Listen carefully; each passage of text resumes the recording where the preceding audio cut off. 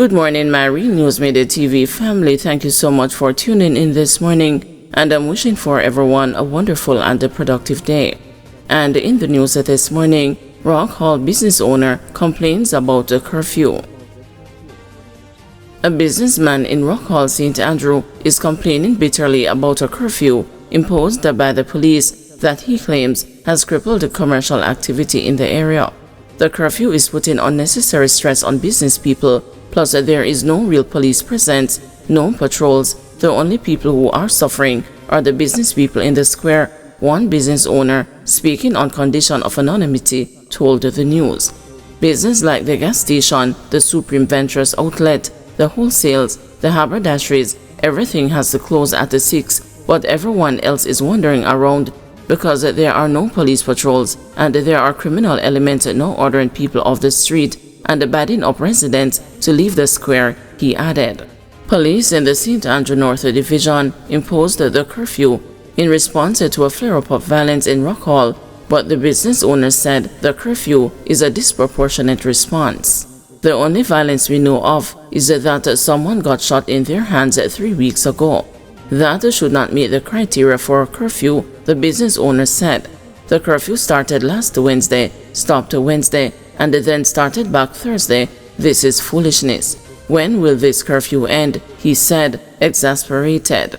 The business owner underscored the importance of police and the citizen partnership to restore peace and economic activity to Rock Hall. Let us be partners to keep the community alive. We cannot have these continuous curfews that kill economic activity, he said. 24-year-old charged for gun-down Kunta in Lower Marl Road attack. The St. Andrew South Criminal Investigation Branch on Thursday charged the 24-year-old Malik Peart of Ambrook Lane in the parish for the fatal shooting of a man in the head on Lower Marl Road in 2023. Peart is charged with murder, possession of a prohibited weapon, possession of unauthorized ammunition, and using a firearm to commit a felony. Andre Freckleton, otherwise called Kunta, of Ligoni, was gunned down on Tuesday, July 4, 2023. The police report that about 7:30 p.m., Freckleton was at a location when he was pounced upon by Peart, who was armed with a firearm. Peart allegedly opened gunfire, hitting Freckleton in the head and upper body. Peart then escaped on foot in the area. On Thursday, February 13, Peart was formally charged following an eyewitness statement and a question and answer session in the presence of his attorney. A court date for him is being arranged. St. Thomas farmer freed of killing his friend during bar fight. St. Thomas farmer Damien McCoy, who was charged with the stabbing death of his friend during a bar fight, was on Thursday acquitted in the circuit court. The judge upheld the submissions from his attorneys Peter Champagny Casey and Richard Lynch that he acted in self-defense. The court heard that McCoy and his friend Jamoy Sterling were at a bar when Sterling allegedly verbally assaulted 2 female bartenders. McCoy reportedly expressed his disapproval of Sterling's behavior, leading to an argument that escalated into a physical altercation. During the fight, McCoy stabbed Sterling in the heart with a knife. At that trial, Sterling's mother testified that she witnessed the incident and saw McCoy stab her son. However, under cross-examination, it was revealed that at the time of the stabbing, Sterling was armed with a machete and was attempting to strike McCoy in the neck. Based on this evidence, Champagny and Lynch argued that the case should not be put before the 7-member jury for a final decision, as the evidence strongly supported self-defense. They further contended that none of the prosecution's witnesses refuted this defense. Additionally, the defense submitted that self-defense remained a complete defense to a murder charge, even if the accused was initially the aggressor in the argument leading up to the killing. Following the submissions, the judge ruled that the prosecution failed to prove its case and directed the judge to return a formal verdict of not guilty. Sections of Grantstown in Port Maria St. Mary under curfew. The St. Mary police have imposed a 48-hour curfew in sections of Grantstown, Port Maria, in response to escalating gang-related violence.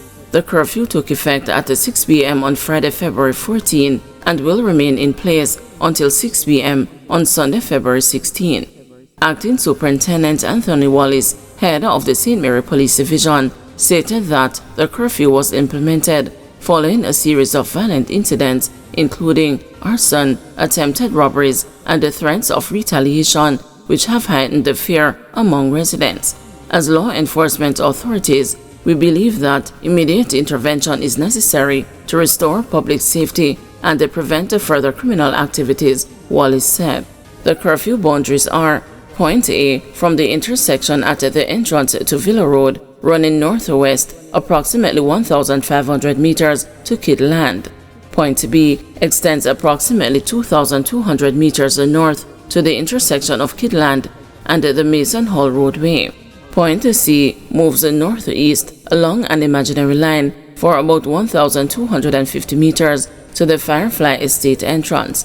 Point D runs approximately 1,200 meters south back to the Villa Road entrance at Point A.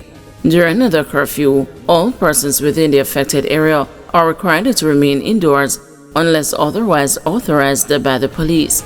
Law enforcement teams will be deployed throughout the area to ensure compliance and to maintain order.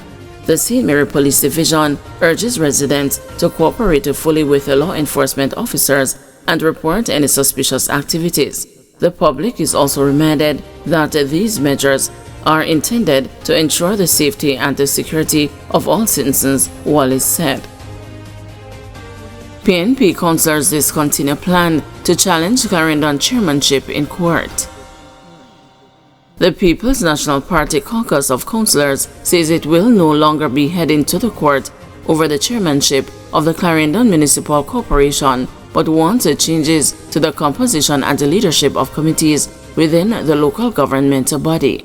This follows the legal opinions of the Attorney General and the Solicitor General that there should be no change in the chairmanship of the corporation despite the PNP now having the overall popular vote. The controversy stemmed from last September's by-election in the Inontown division, which resulted in the PNP and the Jamaica Labour Party having 11 councillors each. Earlier this month, Local Government Minister Desmond McKenzie disclosed that the government legal advisors had stated that the person who occupied the chair as a chairperson before the by-election remains in the position after the poll based on the Local Governance Act 2016. Counsel for the Hayes Division, Sian Barneswell, said while the PNP councillors believe there is ambiguity in the law, they will not go any further with the matter in the interest of time. Nonetheless, he wants the PNP councillors to have the same power as the JLP councillors in the Clarendon Municipal Corporation. We will still advocate for changes which my colleague had raised earlier. Changes being made to the composition of the committees which are not fully constituted. Changes being made to the chairman of committees. Changes being made to the deputy chairman of committees. And changes being made to the signatories from the political administration and the municipal corporations accounts. Chairman, just to remind everybody here today that there's no more minority inside it. So either the chairman of a political caucus or a councillor, when you address anybody, especially me, there's no minority leader in the chair.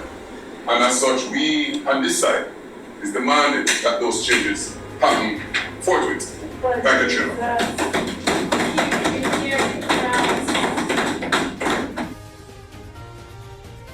Thank you everyone for watching. See you tomorrow morning at 6 a.m. for another news update.